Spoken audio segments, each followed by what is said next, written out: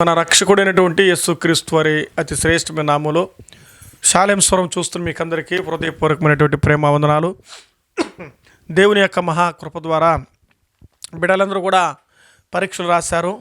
దేవుడి కృపలో వారు చక్కగా ఇప్పుడు ఈ వారంలో బహుశా అలాగే 10th మరి వచ్చే మాసాల్లో రిజల్ట్ రాబోతుంది. బిడ్డలందరూ క్షేమాల కొరకే, కొంతమంది పరీక్షల కొరకే సిద్ధపడుతున్నారు.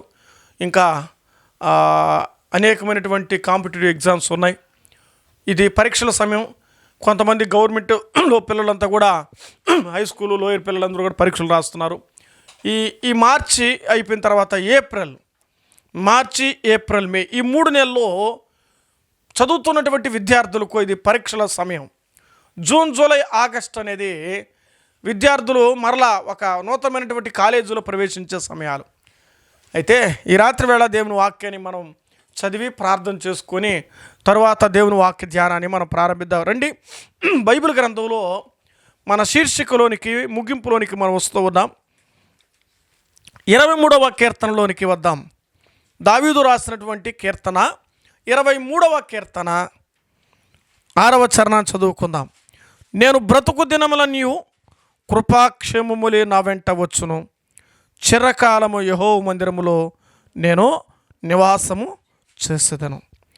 నేను బ్రతుకు దినములన్నీ కృపాక్షేమములే నా వెంట వచ్చును, కృపాక్షేమములే నా వెంట వచ్చును. ప్రార్థన చేద్దామా?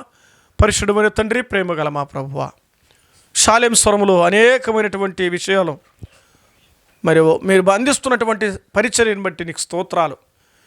అంచెలంచెలుగా మీరు ఈ లేఖన భాగాల ద్వారా మాతో మాట్లాడుతూ మమ్మల్ని ప్రశ్నిస్తున్నారు ప్రభు, మమ్మల్ని సరిచేస్తున్నారు, మమ్మల్ని ప్రోత్సహిస్తున్నారు, మమ్మల్ని నడిపిస్తున్నారు. తండ్రి నీ కృతజ్ఞతలు. వాక్యం చూస్తున్న వారందరి జీవితాలకు ఒక గొప్ప కార్యాలు జరిగించండి. ఈ రాత్రి వేళ ప్రభు చదువుకున్న వాక్యములో ఉంచి మరి ప్రభు నీ మాటలు శ్రేష్టమైనది, నీ మాటలు విలువైనది, నీ మాటలు ప్రభువా మరి ఇటువంటి వాక్యము మా జీవితానికి ఆధారమే ఉన్నది కనుక మీరు నేర్పించి సహాయం చేస్తారని యేసుక్రీస్తు వారి నామమున వాక్య భాగం కొరకు మిసలిలో అడిగి వేడుకొనుచున్నాము తండ్రి, ఆమేన్. మంచిది. చదువుకున్న వాక్యం దావీదు కీర్తన మనం చూసాం. ఎవరు రాశారు ఈ కీర్తన అంటే దావీదు రాశాడు. ఏ పరిస్థితుల్లో రాసేపంటే గొర్రెల కాపరిగా ఉన్నప్పుడు రాసినటువంటి కీర్తనగా చూస్తారు. యెహోవా నా కాపరి, నాకు లేమి కలవదన్నాడు. ఇక్కడ నా కాపరి అంటే ఎవరు కనిపిస్తుంటే ప్రభునటువంటి యేసుక్రీస్తు, ఆయన మంచి కాపరి అని పరిశుద్ధ గ్రంథంలో మనం చదవచ్చు. ప్రధాన కాపరిని కూడా బైబిల్ గ్రంథంలో ఆయన గురించినటువంటి పేర్లు, తను నడుస్తున్నటువంటి ప్రదేశాన్ని గురించి అధ్యాయంలో రాశాడు. తను జీవిస్తున్న వ్యక్తుల మధ్యలో ఎలా ఉన్నాడో తను రాశాడు. అంత మాత్రమే కాదు, తన దేవుడు తను ఎలా కాపాడుతున్నాడు అనేది కూడా ఈ యొక్క పాటలో తెలియచేశాడు. తను ఎవరి మధ్య ఉన్నాడో, తను ఎటువంటి స్థలాల్లో ఉన్నాడో, తను ఎవరితో సంచరిస్తూ ఉన్నాడో, తన సంచరిస్తున్న పరిస్థితుల్లో తనకు జరిగినటువంటి మేలేమిటో ఈ 23వ కీర్తనలో మనము గమనించవచ్చు. అంత మాత్రమే కాదు, 6వ చరణానికి మనం వచ్చినప్పుడు మనం గమనించగలిగితే నేను బ్రతుకు దినములన్నీ కృపాక్షేమములే అన్నాడు. ఏ క్షేమం అంటే ఆయనకి కృపాక్షేమములే వచ్చును అని రాయబడింది బైబిల్లో. దావీదు వారికి మనం గమనం చేస్తే నిండు వృద్ధుడు వరకు కూడా తాను దేవుడు అతను బ్రతికించాడండి. ఎంత కృపాక్షేమం అంటే అర్థం ఏమంటే, కృపాక్షేమం అంటే అర్థం, క్షేమం అంటే ఏమర్థంటే పండు ముసలి దాకా ఊగతా బతికాడు చూడు, అది క్షేమము అంటారు. క్షేమము అంటే మనం తినగలిగి జీర్ణిస్తున్నాం చూడు, అది వారికి క్షేమం అంటారు. కొంతమంది అయ్యా జీర్ణమే కాలదయ్యా అంటున్నారు చాలామంది.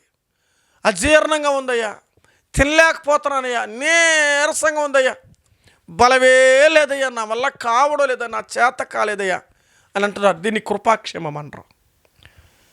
దీన్ని ఏమంటారంటే వేదన, దీని ఏమంటారు బాధ, దీని ఏమంటారు దుఃఖం అంటారు. బైబిల్ గ్రంథంలో దీని వాక్యానికి ఒక మాట మీకు దీన్ని దాటి బయట వస్తాను రండి. ప్రసంగి గ్రంథం 5వ అధ్యాయం. ప్రసంగి గ్రంథం బైబిల్లో చదువుదాం. ఓపికగా వాక్యాన్యంలో ఉన్నటువంటి విశేషమైనటువంటి మాటను మనం గమనిద్దాం. ఏం రాయబడింది అక్కడ వాక్యంలో 5:18 ఒక విశేషమైన మాట, మరియు కోరదగినదని మొదలు పెడుతూ అక్కడ ఒక విశేషమైన మాట కింద వచ్చిన వస్తున్నాడు. ఆయుష్కాల దినములను దేవుడు తనకు నియమించిన ఆయుష్కాల దినములను ఒకడు అన్నపానములు పుచ్చుకొని తన కష్టార్జితము వలన క్షేమముగా బ్రతుకుండుటయే ఇదియే వాని కలిగిన భాగ్యము. క్షేమముగా బ్రతుకుటయే. ఆయుష్కాలం పొడిగి అన్నపానాలు భుజిస్తూ కష్టార్జితమును బట్టి బ్రతుకుతూ తన జీవితాన్ని క్షేమంగా బ్రతికిన వాడు భాగ్యవంతుడు. ఏమండి, దీన్ని బట్టి మనకేమర్థమవుతుందంటే 3 పూట్ల తిని ఆయుష్కాలం ఆశీర్వాదకరంగా బ్రతుకుతూ అర్ధాంతర కాలంలో గడిపండి నిండు యవనస్తూ చనిపోతున్నారు. అర్థమవుతుందా? నాతో కూడా చదువుకున్నటువంటి నా ఫ్రెండ్స్ కొంతమంది చనిపోయారు. ఇంకా మేము సజీవులుగా దేవుడు మమ్మల్ని ఉంచాడు. కారణం వాళ్ళ వయసు చిన్న వయసు, దాదాపు 30 సంవత్సరాలు చనిపోయినటువంటి వారు కూడా ఉన్నారు. దేవుడు మహాకృపలో 42 సంవత్సరాలుగా దేవుడు నన్ను నడిపిస్తున్నాడు. అంటే 30 సంవత్సరాలు నాతో చదివిన పిల్లలే ఏమవుతున్నారు? వాడి లోక పాపాలకు లోబడిపోయి, కొంతమంది వ్యసనాలకు లోబడిపోయి నష్టపోతున్నారు. అర్ధరాంతరంగా కుటుంబాన్ని నడి రోడ్లో వదిలి వెళ్ళిపోతుంది, జీవితం అయిపోతుంది. ఈరోజు మన స్థితిలో ఉన్నామంటే ఇక్కడ రాయబడిన మాట, ఆయుష్కాల దినాల్లో క్షేమంగా ఉన్నాం. అంత మాత్రం కాదు, అన్నపానాల విషయంలో క్షేమంగా ఉన్నాం, కష్టార్జితములో క్షేమంగా ఉన్నాం. మనం సంపాదించే మనమే తినాలి. ఎవరు తినాలి? మనం సంపాదించింది మనం తినాలి. మీకు ఇంకా మీరు బాగా అర్థం చేసుకోలేదు. మన ఇంటి మీద ఒక చెట్టు బాగా కరెక్ట్గా పక్వానికి వచ్చింది. పక్కనోడు మనకు తెలియకుండా కోస్తాడు, బొరబాటుకు బయట వెళ్ళాం, నాయనా కోసుకుందినా బాబు కోసుకుని ఆయన అంటామా? రే ఫస్ట్ కాయ కూరకు ఎదురు చూస్తుంటే మా చెట్లోకి వచ్చి ఎవడురా నువ్వు అంటావు. నీ కష్టార్జితం ఒకడు దోచుకోవడం అది దేవుని చిత్తం కాదు. నీ కష్టార్జితాన్ని పరులకు అప్పగించడం అది దేవుని చిత్తం కాదు. నీ కష్టార్జితాన్ని నువ్వు తినడం అనేది అది దేవుని చిత్తం. అది దేవుడు తన వాక్యం ద్వారా ఇచ్చాడు. అది వాని కలిగిన భాగ్యం, అది వాని కలిగిన క్షేమము అని రాయబడింది. ఈరోజు 3 పూట్ల మనం అన్నం తినగలుగుతున్నాం, సజీవులుగా మనం ఉండగలుగుతున్నాం, సజీవులుగా బ్రతకగలుగుతున్నాం. ఇది మనకు కలిగిన భాగ్యం. దావీదన్నాడు, నేను బ్రతుకు దినములనియు కృపాక్షేమములే అని రాయబడింది కదా. కృపాక్షేమము ఎంత భాగ్యం! కృప ఉన్న చోట క్షేమం ఉంది. ఆ కృప ఎవరో తెలుసా? ప్రభునటువంటి యేసు క్రీస్తు. అయ్యా కృపాక్షేమమే నా వెంట వచ్చునంటే నీ కృప నాతో ఉన్నందువలన నేను క్షేమంగా ఉన్నాను. ఇలా చాలమాట, నా డబ్బు, నా బలం, నేను సంపాదించాను, నేను అసలు మందంటే ఏదీ లేదు. ఏదైనా ఉందంటే అది దేవుడిచ్చిన భాగ్యమే. ఆ వాక్యం ఇకదే వచ్చిన, ఒకనికి ధనధాన్య సమృద్ధి కలిగినను అది యెహోవా వలన కలిగిందని అనుకోవాలంట. ఎవరి వల్ల కలిగిందట? యెహోవా వలన కలిగిందని అనుకోనవలను. అది దేవుని వాక్యంలో రాయబడిన విషయం. దేవుడిచ్చాడని నువ్వు అనుకోవాలి. ఈరోజు మనము క్షేమాన్ని పొందుతున్నామండి, ఇది దేవుని ఆశీర్వాదం. ఆయుష్కాలం పొడిగించబడుతుంది, ఇది మన క్షేమం. ఆరోగ్యవంతులుగా బ్రతుకుతున్నాం, ఇది మన క్షేమం. ఈరోజు ఎంతమంది హాస్పిటల్లో మంచాన పడిపోయి ఆపరేషన్స్లో సక్సెస్ కాకుండా ఎన్నో రకాల బాధలతో కుటుంబాలు కోల్పోతున్న వారిని, బిడ్డను కోల్పోతూ, భార్యను కోల్పోతూ, భర్తను కోల్పోతూ, బంధువర్గాన్ని కోల్పోతూ, నానేవారిని, స్నేహితులు కోల్పోతూ ఈనాడు క్షేమ భాగ్యాలు చూడలేకపోతున్నారు. క్షేమ భాగ్యాలు మనల్ని దేవుడు ఏం చేశాడంటే క్షేమ భాగ్యులుగా చేశాడు. ఇశ్రాయేలు నీ భాగ్యం ఎంత గొప్పదయ్యా! ఈరోజు మనం భాగ్యవంతులయం. దేవుని క్షేమ భాగ్యులు మనకిచ్చాను. ఈరోజు మనం క్షేమంగా ఉన్నామండి. మన జీవితాలు ఏ దాడులు రాయకుండా, ఏ శత్రువు మన మీద పోరాటం చేయకుండా, ఏ ప్రాణాపాయాలు మన మీదకి రాకుండా, లోకములోనికి పడిపోకుండా, పాడైపోకుండా దేవుడు మనల్ని ఏం చేశాడు చేసినా మనకు క్షేమాన్ని కలిగించాడు. మన చుట్టూ ఒక ఎస్కార్ట్ పెట్టాడు దేవుడు, భద్రత అనే వలయం ఉంచాడు. ఆనాడు యోబుకి ఎలాగైతే భద్రత కంచె వేశాడో, ఈరోజు నీ ప్రాణానికి, నీ ఆయుష్కి, నీ ఆరోగ్యానికి, నీ ఆహారానికి, నీ పానీయానికి ఆయన కంచె వేయగా ఆయన కంచెలో నువ్వు ఉన్న భద్రతలో ఉన్నావు. ముదిమ వచ్చే వరకు నేను ఎత్తుకుని వాడును నేనే అన్నాడు దేవుడు. నిన్ను ఎత్తుకొని మోస్తున్నాడు, అది నీకు తెలియడులా. భూమి భారాన్ని భరిస్తూ ఉంది. నిన్ను మోసినవాడు ఆయన, నిన్ను ఎత్తుకున్నవాడు ఆయన. అందుకే దేవుడు నిన్ను ఎత్తుకున్నాడని, నిన్ను మోస్తున్నాడని, నిన్ను భరిస్తున్నాడని గమనిస్తున్నావా? దేవుని వాక్యం చెప్పబడుతుంది, నిన్ను మోసాడు ఆయన. పక్షి రెక్కలు ఎలాగైతే తన పిల్లలని మోసినట్లుగా నిన్ను మోసాడు. ఈ రాత్రి వేళ అతిశయించడానికి మానవుడా ఏ పార్టీ వారం? అతిశయించడానికి మనలో ఏమున్నది? మనం ఎంతటి వారం? దేవుని మహాకృపా భాగ్యం, క్షేమ భాగ్యమును బట్టి మనం బాగున్నాం. కృపాక్షేమములే నా వెంట వచ్చినంటే దావీదు వృద్ధాప్యం వరకు దేవుడు క్షేమాన్ని కలిగించాడు. అసలు మీరు గమనించాలి, తను అడవిలో ఉన్నప్పుడు కూడా క్షేమం కలిగిన వాడిగానే ఉన్నాడు. అంతఃపురంలో ఉన్న క్షేమం కలిగిన వాడే ఉన్నాడు. అరణ్యాల్లో ఉన్న క్షేమం కలిగిన వాడే ఉన్నాడు. శత్రువులు తను హింసిస్తున్న పరిస్థితుల్లో కూడా దేవుడు క్షేమాన్ని కలిగించడం. వృద్ధాప్య సలికి వణకుతా ఉంటే ఒక యవ్వనస్తురాల్ని తన కౌగిటిలో దాచారు. రాజు మొదటి గ్రంథంలో చూస్తాం. దావీదు రాజు గారు చలికి వణుకుతూ, వృద్ధాప్యంలో వణుకుతూ ఉన్నప్పుడు ఒక యవ్వనస్తురాలి వెతికి అతని కౌగిటిలో ఉంచారండి. అసలు దేవుని యొక్క కార్యం అతని పట్ల చూడు. ముసలాడికి ఏం బెడ్షీట్ వేస్తే సరిపోదా? ఏనా ముసలాడికి బెడ్షీట్ వేస్తే చాలదా? ఒక స్త్రీ యొక్క వెట్ట మరొక వృద్ధాపునికి వేడి కలిగించేటట్టుగా చేశారు. ఎంతమంది లేరా అక్కడ? ఎతికి మరి దావీదు కొరకు క్షేమం కోరిన వారు ప్రజలు. అందుకే క్షేమ భాగ్యాన్ని పొందాడు. నేను బ్రతుకు దినాలు దేవుడు నాకు క్షేమాన్ని కలిగిస్తాడు. అమ్మా, ఈ రాత్రి వేళ ఎవరు వింటున్నారో, నీ కొరకు దేవుడు ముందుగానే డిజైన్ చేశాడు. క్షేమం కలిగించడానికి నీకు ఆయన ఆధారమైన వాడు. బైబిల్ గ్రంథం అంటుంది ఒక విశేషమైన మాట. తన కీర్తనలు రాస్తాడు.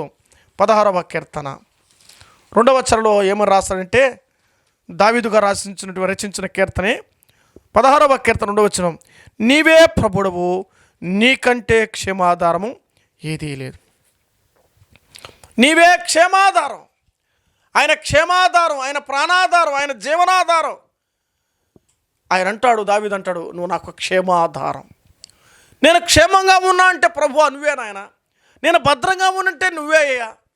ఇక రాయబడిన మాట ప్రకారం దేవుడు అతని వృద్ధాప్య వరకు క్షేమాన్ని భద్రపరిచాడు. ఆయన నీ మీద దేవునికి ఒక ఉద్దేశం ఉన్నది, నీ మీద దేవునికి ఒక సంకల్పం ఉన్నది, దేవుడు నీ మీద ఒక ప్రణాళిక ఉన్నది. అర్థం చేసుకోవాలి. ఈరోజు ఇంకా నువ్వు ఈ మాత్రం ఉన్నావంటే ఎవరి భాగ్యం? ఆయన కలిగించిన క్షేమ భాగ్యం. నిండు వృద్ధుల వరకు దేవుడు బ్రతికిస్తున్నాడంటే దేవుడు ఇచ్చినటువంటి క్షేమ భాగ్యం. రోగాలు నాడు క్యాన్సర్, రకరకాల రోగాలతో మానవుడు కుమిలిపోతూ ఉన్నాడు. ఈరోజు క్యాన్సర్ అది ఫస్ట్ అంట, మా సెకండ్ టైం, థర్డ్ స్టేజ్లు దాటిపోతుంది అంటున్నారు. కడుపులోనే ఎన్నో రకాల బాధలు, కళ్ళల్లో ఎన్నో రకాల వేదనలు, అంతరంగంలో ఎన్నో రకాల బాధలు, వీటన్నిటిని భరిస్తూ మానవుని వృద్ధాప్యం వరకు దేవుడు నడిపిస్తున్నాడు. ఆర్థిక పరిస్థితులు ఒక పక్క, బిడ్డల మీద పరిస్థితులు ఒక పక్క, ఎలా చదివించాలి, వాళ్ళ కాలేజీ ఫీజులు ఎలా కట్టాలి, వాళ్ళ ఆరోగ్య విషయాలు ఎట్లా, వాళ్ళ కుటుంబ క్షేమం ఎట్లా, వాళ్ళ ఆహార విషయం, బిడ్డ అడిగితే కొనించలేకపోతున్నామే. వీటన్నిటికీ దేవుడు నీకు సహాయం చేస్తున్నాడే. ఇది క్షేమం కాదా? ఉదయకాలం పనికి వెళ్ళి రాత్రి ఇంటికి వస్తున్నావే, ఇది క్షేమం కాదా? వెళ్ళిన వాడు తిరిగి రాకపోతే అది క్షేమా? అది మేలుకరమా? అది దీవెనకరమా? అది ఆశీర్వాదకరమా? కాదు కదా. మనం వెళ్ళి తిరిగి క్షేమంగా వస్తున్నామంటే ప్రభువా నీకు స్తోత్రాలు. నాకు క్షేమ భాగ్యం ఇచ్చి మరలా నన్ను ఇంటికి నడిపించావు, నీ కృతజ్ఞతలు. దారిలోనే కాలగర్భాన్ని కలిసిపోయి ఉంటే నేస్తమా, ఆలోచిస్తున్నావా? నీ దేవుడు నీ మీద ఉన్నటువంటి యొక్క ప్రణాళిక ఎంత విశేషమైనది. ఆయన వర్ణించలేం, వివరించలేం. దేవుని యొక్క తలంపులు, దేవుని యొక్క ఉద్దేశాలు, దేవుడు దాచి ఉంచిన మేలు బహు గొప్పది. అందుకన్నాడు ఊహించని కార్యాలు ఆయన మన జీవితాలు చేస్తున్నాడు. ఎన్ని అద్భుతాలు, ఎన్ని నిన్ను సంతోషపెట్టడానికి ఎంతగా నీకు మేలు చేస్తున్నాడు. నువ్వు కోరిందంతా ఇస్తూ, నువ్వు కోరుకునేదంతా నెరవేరుస్తూ, అదే చెప్పి పట్టిందల్లా బంగారం కావాలంటగా నీకు అడిగిందంతా ఇస్తూ, కాదనక వద్దనక, నువ్వు బాధపడతావేమోని, నువ్వు దిగులు పడతావేమోని, నువ్వు రుంగిపోతావని, నీ బాధను తట్టుకోలేక నీ కన్నీరును దేవుడు తుడుస్తున్నాడే. కష్టాల కొలిమిలో నువ్వు ఒరిగిపోతున్నప్పుడు నేనున్నానన్నాడే. నా కుమారుడా, నా కుమార్తె, నువ్వు భయపడద్దు, నేను నీకున్నా. ఇది దేవుడి మాటలు మనం చూస్తూ ఉన్నాం. నా ఆధారం, నా క్షేమాధారం నీవే కదయ్యా. దావీదు ఎప్పుడు దేవుడికి రుణస్తుడుగానే ఉన్నాడు. ప్రతి విషయంలో దేవునికి విలువిచ్చేవాడు, దేవుని గౌరవించేవాడు దావీదు. మనం క్షేమం పొందాలంటే ఈ రాత్రి కొన్ని విశేషమైన మాటలు చెప్తాను, జాగ్రత్తగా వినాలి. 3 విశేషమైన మాటలు రాత్రి వేళ చెప్తాను.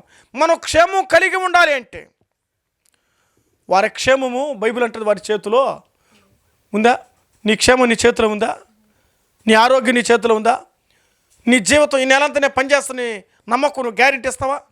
అన్నిటికీ గ్యారెంటీ ఉన్నాయి, ఉద్యోగాలకు గ్యారెంటీ లేవు. అర్థమైందా? మధ్యలో ఏదో తేడా వస్తే నీ ఉద్యోగం సస్పెండ్ అవుతున్నావు, నీ దేహం సరిగ్గా అంటే హాస్పిటల్ పాలవుతున్నావు. ఈ భూమి మీద దేనికి గ్యారెంటీ లేదు. పోనీ దీనికి ఏమైనా గ్యారెంటీ ఉందా? దీనికి కూడా గ్యారెంటీ లేదు. నీ దగ్గర అంటూ ఏది లేదు, కానీ దేవుని దగ్గర అన్నీ ఉన్నాయి. బైబిల్ ఒక మాట రాయబడుతుంది, యోబు గ్రంథం 21వ అధ్యాయం 16వ వచనంలో. అక్కడ రాయబడిన మాట మనం చదివితే, క్షేమాన్ని గురించి దేవుని వాక్యంలో భక్తుడు యోబు అంటాడు. చూద్దామా మాట, అనుభవంలో ఆ మాట. వారి క్షేమము వారి చేతిలో లేదు చాలు. అప్పుడు యోబు ఇలాగూ ప్రత్యుత్తరం ఇచ్చాను, వారి క్షేమము వారి చేతులు లేదు. ఇంకెవరి చేతిలో ఉంది? ఎవరి చేతులు అంటే నీ చేతులు లేదు. నీ క్షేమానికి మీ ఇంటి చేతులు లేదు. నీ యొక్క భర్త క్షేమము భార్య చేతులు లేదు. బిడ్డల క్షేమము తల్లిదండ్రుల చేతులు లేదు. ఎవరి దగ్గర ఏది లేదు. క్షేమ భాగ్యులు చదువురో తెలిసిన దేవుడు. అందుకే దేవుడు నమ్మండి, నమ్మండి, నమ్మండి యేసు క్రీస్తును, పొందండి, పొందండి రక్షణ భాగ్యము. ఈరోజు చాలామంది లోకాన్ని నమ్ముతున్నారు. వాళ్ళేదో చేస్తారు, వీళ్ళేదో చేస్తారు, వీళ్ళేదో ఇస్తారు, వాళ్ళేదో ఇస్తారు, వాళ్ళేదో పెడతారు, వీళ్ళేదో పెడతారు. ఇది ఊరు పెట్టరు, అంత మాయే. ఈ లోకం ఒక మాయని తెలుసుకున్నాను, ఏది నాది సొంతము కాదని తెలుసుకున్నాను. ఎప్పుడా? తప్పైన కుమారుడు పాడినట్టు కదా. అప్పుడు అనుకోవడం, ఈ లోకం ఒక మాయని తెలుసుకున్నాను, ఏది నా సొంతం కాదనుకున్నాను, తప్పిపోయిన కుమారుడైనేనైతే. ఆ పాట ఆడబాడుంటాడు. అన్నం లేనప్పుడు పందులు తొట్టి ఎదుట వాటికే సరిపోక కొట్టాడుతూ ఉంటే బహుశా ఇలా ఆలాపన చేసుంటాడేమో. నా చేతులు నా క్షేమం, ఇంతవరకు నా డబ్బు క్షేమం అనుకున్నానయ్యా, అయినా అది కూడా కాదు. నా స్నేహితులు నాకు క్షేమం అనుకున్నాను, అది కూడా నా దగ్గర కాలేకపోయింది. ఎవరు నా దగ్గరికి రాలా. చివరికి నేను తీసుకొచ్చిన డబ్బు అయినా, ఆస్తి అయినా, స్నేహితులైనా, నేను అనుభవించిన పాపం నా క్షేమం అనుకున్నాను, అదే నా కొంప కూల్చింది. ఏం చేసింది? నేనేదైతే క్షేమం అనుకున్నానో అది నాకు హాని కలిగించింది. నేనేదైతే కోరుకున్నానో అది నన్ను ఇబ్బంది పాలు చేసింది. నేనేదైతే ఇష్టపడ్డానో అది నా పడేసింది, పాడు చేసింది, పతనం చేసింది. నేస్తమా, ఈరోజు దేని బట్టి నువ్వు నీ జీవితం అతిశయిస్తున్నావు? ఆలోచించి. తప్పిపోయిన కుమారుడు ఆస్తంతా తీసుకుని వెళ్ళాడు, నష్టపోయాడు. తన క్షేమము తన చేతులు లేదని అర్థమైపోయింది. తండ్రి దగ్గర తప్ప నా క్షేమం ఇంకెక్కడా లేదనుకున్నాడు. ఈ రాత్రి వేళ పరమ తండ్రి ప్రభు దగ్గరికి వస్తే, ఎట్టి పరిస్థితుల్లో నువ్వు దేవుని దగ్గర, అయ్యా నీవే నాకు ఆధారం ప్రభు, సాయం చేయి ప్రభు, నీ కార్యం చేయి. నువ్వు మారలేదా? నేను మారుస్తాడు ఆయన. ఎవరు మారలేకపోయినా, ఎవరు విడిచిపెట్టినా దేవుడు మాత్రం నిన్ను మరవడు. నేను విడిచిపెట్టి నీకు సాయం చేస్తాడు. ఈ రాత్రి వేళ క్షేమము నీ చేతులు లేదని చదివించాను. ఇంకెవరి చేతులు ఉంది క్షేమము అంటే? నువ్వు అనుకున్నట్టుగా జరిగేది కాదు. దేవుని మాటలు విని, దేవుని మాటల ప్రకారంగా నువ్వు జీవించగలిగితే క్షేమాన్ని అనుభవించగలిగినట్టు ఒక మార్గం ఇస్తాడు, ఒక మార్గం కలిగిస్తాడు. క్షేమానికి 3 కారణాలు బైబిల్లో నీకు చెబుతాను, దయతో ఆలోచన చేయండి. పరిశుద్ధ గ్రంథము బైబిల్లో యోబు గ్రంథం 36వ అధ్యాయం. యోబు గ్రంథం 36వ అధ్యాయం 11వ వచనం చదువుకుందాం.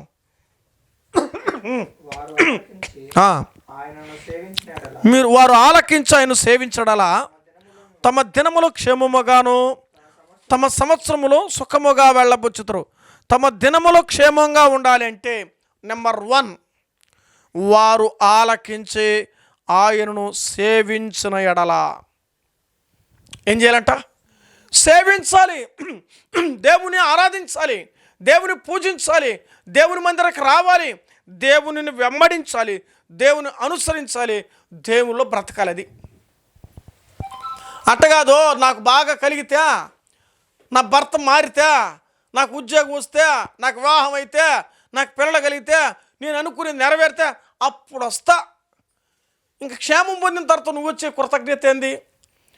ఒక వ్యక్తి దేవుడు ఇవ్వకపోయినా నమ్మి వచ్చావు చూడు, ఆ నమ్మకాన్ని దగ్గరికి ఇస్తాడు ఇయ్యడాన్ని ఖచ్చితంగా ఇస్తాడు.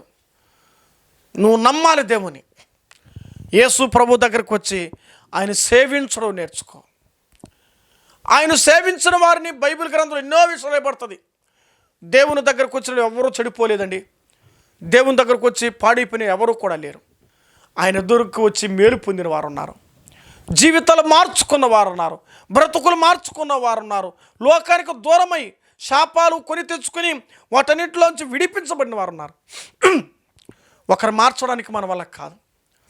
ఒక వ్యక్తిని మార్చాలంటే దేవుడే. మనం చెప్పడం మన వంతు, కానీ ఆటోమేటిక్గా దేవుడే అవన్నీ సెట్ చేస్తాడు. ఒకరిని బలవంతానో లేకపోతే భయానో లేకపోతే ఇంకోటో ఇవేవి కావు. దేవుని దగ్గర వచ్చి ఆయన సేవిస్తూ ఆయనకి చెప్పుకుంటే ఆటోమేటిక్గా అన్నీ దేవుడు నెరవేరుస్తాడు. అన్నీ నెరవేరుస్తాడు ఆయన. నీకు తెలియకుండానే, నువ్వు అనుకోకుండానే సమకూరుస్తాడు ఆయన. అర్థమైందా? మీరు కొన్ని విషయాలు మీకు అర్థమయ్యాయి. పాలు కాంచి పెరుగు తోడితే అదేమైంది? అది గడ్డ అవుతుంది, పెరుగు అవుతుంది. అర్థమైందా? ఎలాగ జరిగింది అది? మనం నమ్ముతున్నాం జరుగుతుందని. దానికి ఉన్నటువంటి టెంపరేచర్ బట్టి, మన చదువుకునే పిల్లలు ఉన్నారు, డైరీ టెక్నాలజీలో పనిచేస్తారు కదా, బీటెక్ చేస్తూ వాళ్ళు చేస్తున్న విధానం చూస్తే అది దాని గుణం, అది దాన్ని నమ్ముతారు. సైన్సే కాదు, సృష్టి కూడా నమ్మాల్సిందే. ఎందుకంటే దానికి ఉన్నటువంటి గుణం అలాంటిది. అది జరుగుతుందని నమ్ముతారు లేదా? నమ్ముతారు. చేసిన వాడు కూడా ఖచ్చితంగా జరుగుతుందని నమ్ముతారు. దేవుని నమ్మిన జీవితాల్లో ఆయన సేవిస్తే తమ దినాలు క్షేమంగా ఉంటుందని. ఈనాడు ఎంతోమంది జీవితాల్లో ప్రభుని సేవిస్తూ వచ్చినప్పుడు వారిని ఎంతగా దేవుడు ఆశీర్వదించాడో, ఎంతగా దేవుడు వారిని దీవించాడో, ఎంతగా దేవుడు వారిని హెచ్చించాడో, దేవుడు ఎంతగా వారిని అభివృద్ధి పరిచాడో మనం ఎరుగుదాం. ఆయన సేవించినడలా, ఆయన పూజించడల్లా, ఆయన ఆరాధించిన వారి జీవితంలో ఆశీర్వదించబడిన వారు ఉన్నారు. సేవిస్తేనే మన జీవితాల్లో క్షేమం పొందుతున్నామంటే ఇంక దానికి మించిన భాగ్యం ఏం కావాలండి? దేవుని వెంబడిస్తేనే క్షేమం ఉందన్నాడే, దేవుని అనుసరిస్తేనే క్షేమం ఉందన్నాడే, దేవుని దగ్గరకు వస్తేనే క్షేమం ఉందన్నాడే. ఇది వదిలి మానవుడు అక్కడ కూడా అన్వేషిస్తున్నాడు. సంపాదిస్తూ లాస్ట్కి ఏం మిగిల్సలా. కడుపున తిందామంటే కూడా వడ్డీ కట్టాలి, అప్పులు కట్టాలి, ఇంటికి వచ్చే సరిపోవడం లేదు. అర్థమవుతుందా? చాలా జీవితాలు, కుటుంబాలు చాలా విచ్ఛిన్నమైపోతున్నాయి. సుఖభోగాలకు ఇష్టపడి అంతరంగంలో కడుపు నిండా తినేదానికి కూడా లేకుండా పోతుందండి. కారణం ఏంటో తెలుసా? వారి క్షేమము వారి చేతులు లేకుండా లోకానికి ఇచ్చారు. వారు అనుసరించే దేవుని అనుసరించలేదు. ఆరాధించవలసిందని పోగొట్టుకున్నారు, పూజించవలసింది పోగొట్టుకున్నారు, ప్రార్థించవలసింది పోగొట్టుకున్నారు. వాళ్ళ జీవితాల్లో క్షేమం వారి చేతులు లేదన్న సంగతి చూస్తున్నాం. రెండవ కారణం చూద్దామా? యోబు గ్రంథం 42వ అధ్యాయం 10వ వచనం. ఒక వ్యక్తి క్షేమం పొందాలంటే నేను బ్రతుకు దినములే నాకు క్షేమమని దావీదు గారు అన్నట్టు, యోబు తన స్నేహితులతో ప్రార్థన చేసినప్పుడు యెహోవా అతని క్షేమస్థితిని మరలా అతనికి దయచేసెను. యోబు తన స్నేహితుల నిమిత్తము ప్రార్థన చేశాడు, ఎగతాళి చేసిన వారిని. అందుకే దావీదు, నా శత్రువుల ఎదుట నాకేం చేసావు? నాకు భోజనం సిద్ధపరిచావు, నూనెతో నా తలంటావు. దావీదు శత్రువులు ప్రేమించాడు, ఎంత పగవారినే ప్రేమించాడు. ఇక్కడ అర్థం చేసుకోవాలి, అందరి కొరకే తను అంగలార్చాడు. మంచి ప్రార్థనాపరుడు దావీదు, మంచి గాయకుడు, మంచి సంగీతకారుడు, మంచి వాయిద్యకారుడు. చక్కగా పాడగలడు, చక్కగా వాయించగలడు, చక్కగా ప్రార్థించగలడు. దావీదు ఎక్కువగా ప్రార్థన గురించి చూస్తాం. అయ్యా అయ్యా, ప్రభువా, దేవా, తండ్రి, తాను చేసే ప్రార్థనలు మనం చూస్తాం. ఈ రాత్రి వాళ్ళ రెండో మాట మీకు చెప్పాల్సినవి, ఒకటి సేవించాలి, రెండవది ప్రార్థించాలి. ప్రార్థించాలి. మనుషులకి అర్జించడం కాదు, మనుషుల దగ్గరికి అర్జీలు కాదు కావాల్సింది, దేవుని దగ్గర అర్జీ పెట్టు. మండే మనం చూస్తాం కదా, ప్రభుత్వం ఏమిచ్చారు, స్పందనలో అర్జీ పెట్టండి, మీ అవసరాలు మేము తీరుస్తాం. Right, very good. దానికన్నా ముందు ఎవరు అర్జీ కావాలి? దేవుని దగ్గర అర్జీ పెట్టాలి. అర్జీ అంటే ప్రార్థన. దేవుడా మాకే కష్టం అని చెప్పి నువ్వు ప్రార్థన చేసి మరొకరి స్థలంలో మరి ప్రభుత్వాల దగ్గరికి వెళ్ళి మీరు అర్జీ పెట్టండి, దేవుడు వారి ద్వారా కార్యం జరిగిస్తాడు. ఫస్ట్ చెప్పగలిగిన ఆయనకి చెప్పాలి, చేయగలిగిన ఆయన చేస్తాడు. చేయిపించేది దేవుడే. ఒక మనిషి హృదయం కలిగించేది ఏమండి? ఇద్దరు మనసులు ఇష్టపడాలంటే ఇది ఎక్కడ ప్రారంభించబడంటే దేవుడు వారి అంతరంగంలో క్రియ జరిగించాలి, అప్పుడే కార్యం జరుగుతుంది. దేవుని మనసు వాక్యాలు చూస్తే వారు ప్రార్థించే వారిగా ఉండాలి. మన క్షేమం పొందాలంటే మన కుటుంబాలు ఏం చేయాలి? మన ఇళ్ళలో ఏం జరగాలి? ప్రార్థనలు జరగాలి. మనము ప్రార్థించాలి, మన సంఘాలు ప్రార్థించాలి, మన కుటుంబాలు ప్రార్థనలు జరగాలి. ఏ ఇంట్లో ప్రార్థన జరిగితే ఆటోమేటిక్గా ప్రతి రుగ్మత తొలగించబడి ఆ కుటుంబాలు క్షేమం పొందుతారు. అది అనుభవిస్తే మీకు అర్థమవుతుంది. ఈనాడు కుటుంబ ప్రార్థన కూడికలు ఎందుకంటే మీ కుటుంబాల క్షేమం ఉంటుంది. దేవుని పిల్లలు ప్రార్థన చేయడం వలన అది వారికి ఆశీర్వాదంగా ఏర్పడుతుంది, అది ఆశీర్వాదకరంగా ఏర్పడుతుంది. ఆలోచించాలి. అందుకే దేవుని వాక్యములో మనం ప్రార్థన చేయాలి, ప్రార్థన పెట్టించుకోవాలి. మనలో ప్రార్థనకి వెళ్ళాలి. 3 కారణాలు. ఒకటి ప్రార్థన చేయాలి, రెండవది ప్రార్థనకి వెళ్ళాలి, మూడవది ప్రార్థన పెట్టించుకోవాలి. కొంతమంది ప్రార్థన మాత్రం చేసి వదిలేస్తారు, కొంతమంది ప్రార్థనకి వెళ్తారు, కొంతమంది ప్రార్థనలు పెట్టుకుంటారు. ఈ 3 గుంపుల్లో నువ్వు ఏ గుంపు తెలుసుకో. 3 గుంపులో ఒక గుంపు 2 గుంపులు పనికిరాదు. 3 గుంపులో నువ్వు ఉండాలి. 3 గుంపులో కార్యం జరగాలి. ప్రార్థన చేయాలి, ప్రార్థన చేయించుకోవాలి, ప్రార్థన ఈ కుటుంబంలో జరిగించాలి. నువ్వు కూడా ప్రార్థన చేయాలి. అయ్యా మా సంఘ పరిస్థితులు ఎలాగున్నాయా, మా బంధువుల పరిస్థితులు ఎలాగున్నాయా, మా ఇరుగోరు పరిస్థితులు ఎలాగున్నాయా. చాలామంది ప్రార్థన అవసరాలు కోరాడండి. అయ్యా ఉద్యోగం లేదయ్యా, గర్భఫలం లేదయ్యా, నా భర్తకు బాగలేదయ్యా, మా బిడ్డలకు బాగలేదయ్యా, మాకు ఇల్లు లేవయ్యా, ఆర్థిక పరిస్థితులు ఉన్నాయా, నలిగిపోతున్నామయ్యా, మీరు ప్రార్థన చేయండి. ఇలాగ ఎంతోమంది అడిగిన వారు చూస్తున్నాం. కాబట్టి ప్రార్థన ప్రాముఖ్యమైనది క్షేమానికి. 3వ కారణం చూద్దామండి. ప్రసంగ గ్రంథం 8వ అధ్యాయం 12వ వచనం చదివితే, ప్రసంగ గ్రంథం 3వ కారణం, ఒక వ్యక్తి క్షేమానికి గల కారణం ఏమిటి అని అంటే, ప్రసంగ గ్రంథం 8వ అధ్యాయం 12వ వచనంలో దేవుని వాక్యం రాయబడుతుంది. చూద్దాం. పరిశుద్ధ గ్రంథ బైబిల్లో పాపాత్ములు చేసి